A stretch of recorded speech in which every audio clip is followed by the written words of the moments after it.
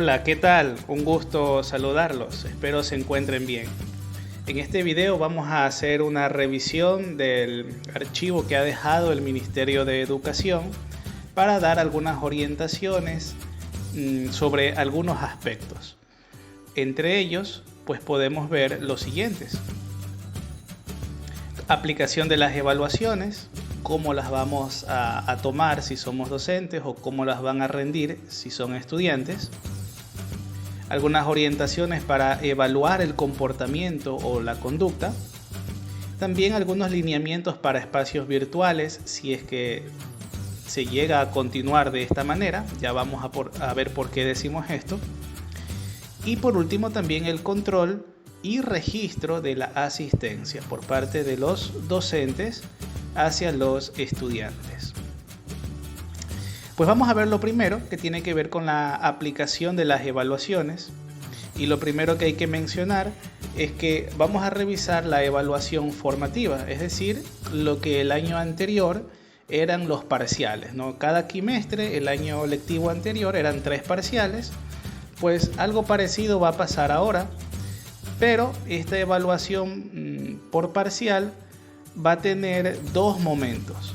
El primero de ellos corresponde a la recolección de la información que se va a realizar a través del portafolio del estudiante. Y esta revisión va a estar hecha por medio de, o se la va a realizar a partir de una rúbrica. La rúbrica que vemos aquí. Esta rúbrica que contiene 3 aspectos importantes, cada uno de ellos con sus diferentes puntuaciones. Esta rúbrica está sacada obviamente del archivo que ha enviado el Ministerio de Educación. Así que esta se la puede tener todos los docentes para su revisión. El segundo momento para la evaluación por parciales sería o implica el análisis de la información que nosotros hemos recibido como docentes del estudiante, la información del portafolio. Es importante identificar como docentes los progresos y las dificultades del aprendizaje de los estudiantes en función de adaptar las actividades educativas para poder fortalecerlos y solventar las dificultades encontradas. De esta manera, vamos a ir ahora a la evaluación sumativa o llamada quimestral.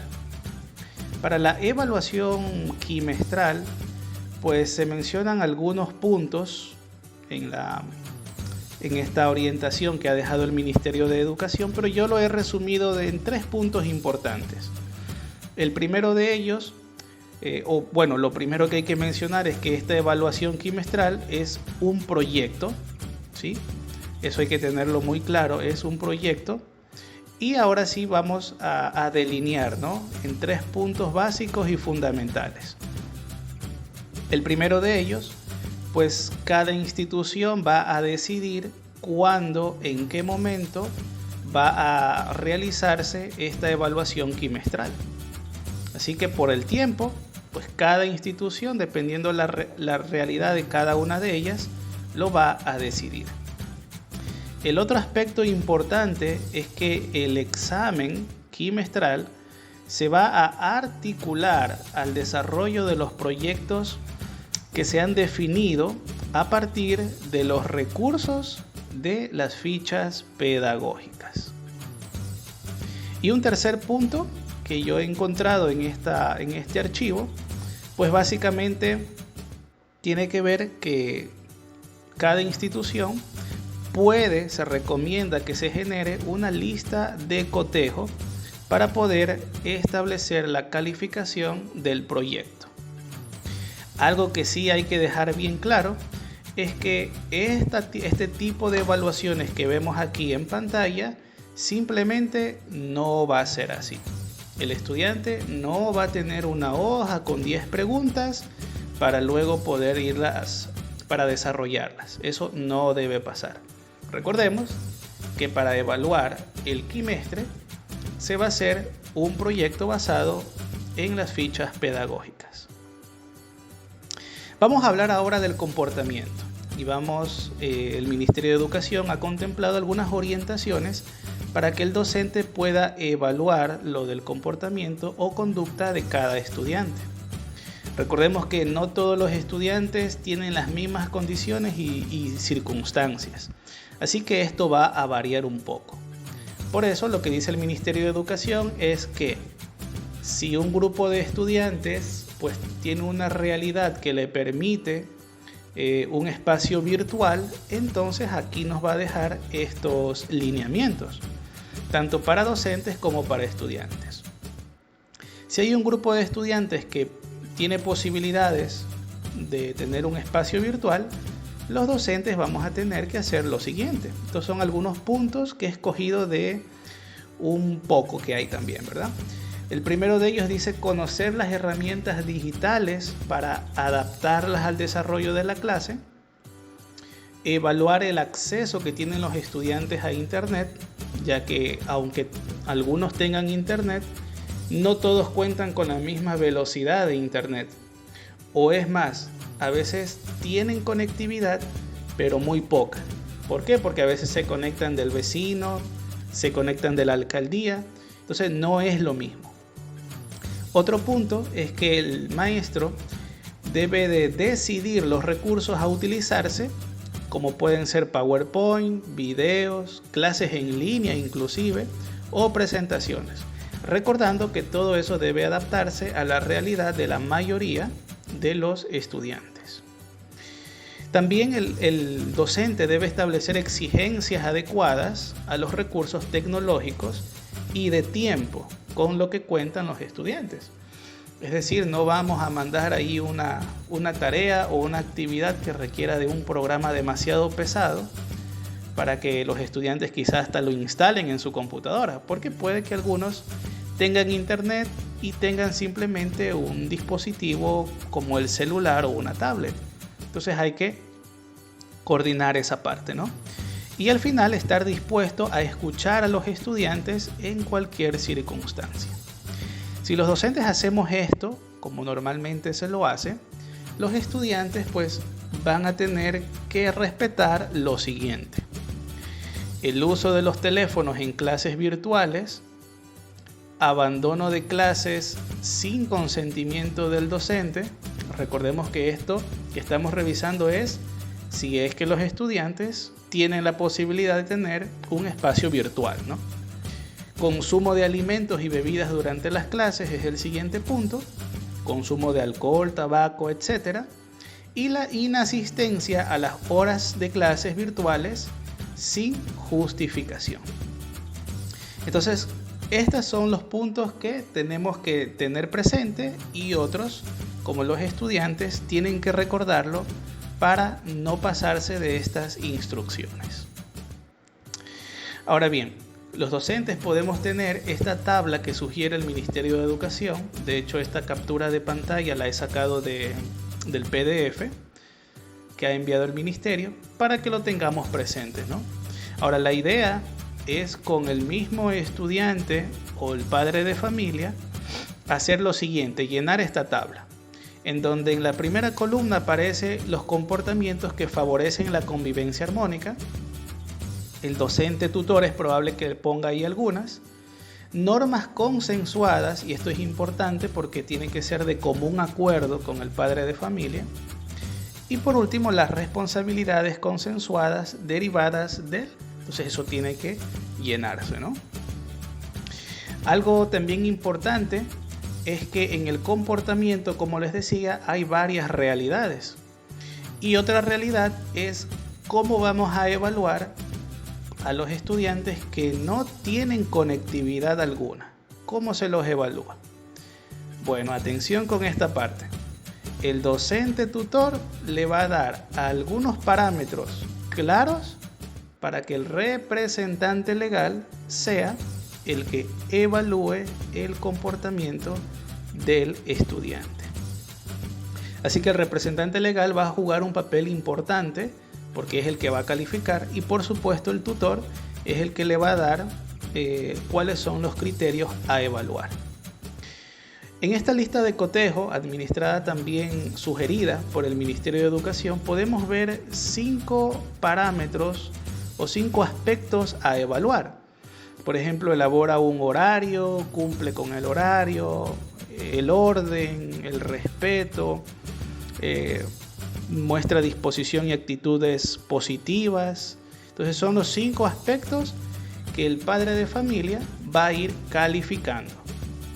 Esta hojita se la podemos enviar por correo o por WhatsApp para que el padre de familia, pues, no sería por ninguna de estas, ¿no? Porque si no tiene conectividad, pues quizá pudieran darle de alguna manera, ¿no? Hacerle llegar. Ahora, la idea es que el padre de familia tenga esto y pues bueno, lo pueda luego calificar.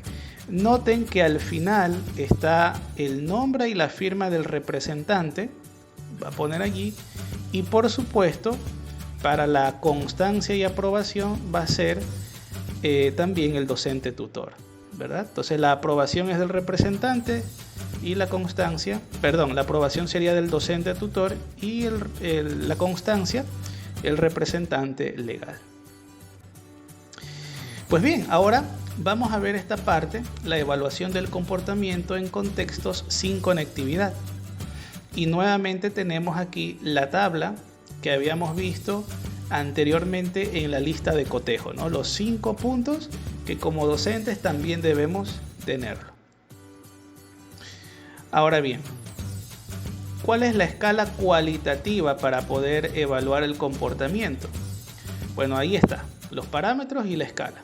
Si realizó frecuentemente los 5 aspectos, va a tener muy satisfactorio.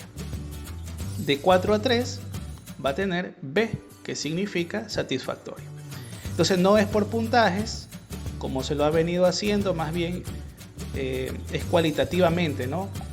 De hecho, así se lo ha estado haciendo en los periodos lectivos anteriores por medio de letras. Ahora, ¿cómo yo sé qué equivale a A, qué equivale a B? Bueno, con esta tabla, tanto el padre de familia como el estudiante como el docente, pues va a tener clara esta idea, ¿no? A es alguien que lidera el cumplimiento y la B cumple con los propósitos establecidos. Entonces, ¿cuál sería la diferencia entre uno y otro? Fíjense que más o menos tienen las mismas palabras, pero la primera, lidera, es clave para tener una A o una B. Y por supuesto están las otras, ¿no? Poco satisfactorio, mejorable, insatisfactorio. De esta manera se evaluaría el comportamiento o la conducta, y ahora vamos a pasar al control y registro de la asistencia. Pero primero, pues mencionar que hay 2 fases. La fase Aprendamos Juntos en Casa, que sería la fase número 2.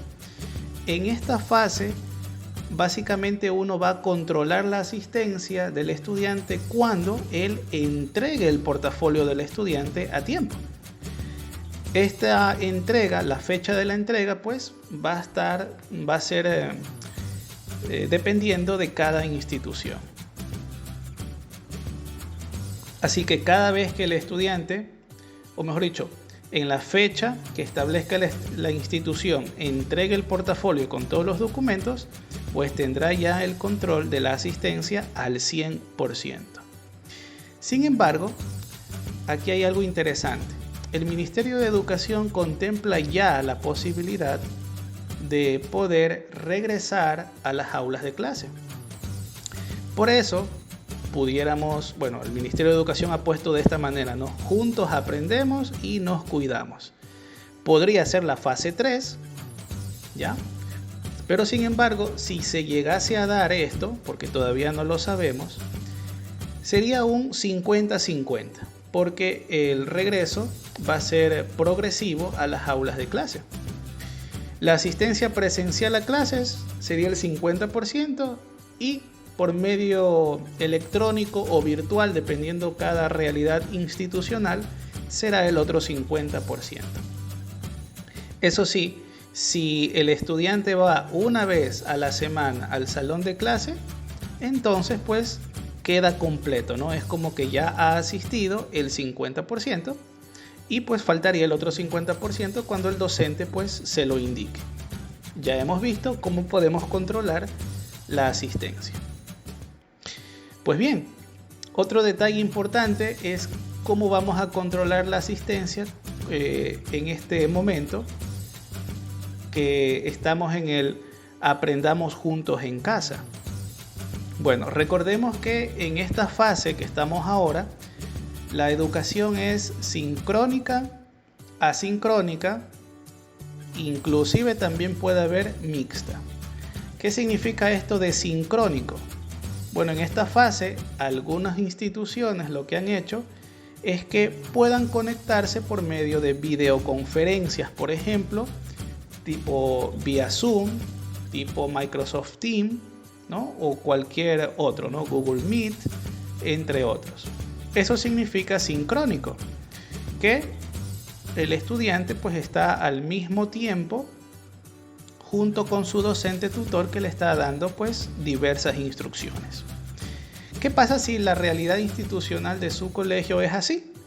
Bueno, la asistencia será controlada de acuerdo con las convocatorias y sesiones programadas por el docente. Por ejemplo, si el docente lo citó a todos los estudiantes de su curso el día lunes y a tal hora, entonces pues todos deben estar el día lunes a tal hora fijada por el tutor. Si no está, pues listo, ¿no? Y si sí está, entonces se le pondrá la asistencia. Pero no todas las realidades institucionales son las mismas. El asincrónico es diferente, obviamente, al anterior. Y un ejemplo muy claro es como muchas instituciones han realizado, por ejemplo, vía WhatsApp. ¿Por qué vía WhatsApp o correo electrónico es una educación asincrónica? Bueno, porque cuando el docente le envía un mensaje de texto vía WhatsApp, por ejemplo, el que lo recepta, que puede ser el padre de familia, pues lo puede hacer a cualquier hora. Si así está su institución, entonces esta asistencia será controlada con la confirmación de la recepción de los trabajos, de los videos o de cualquier instrucción o directriz.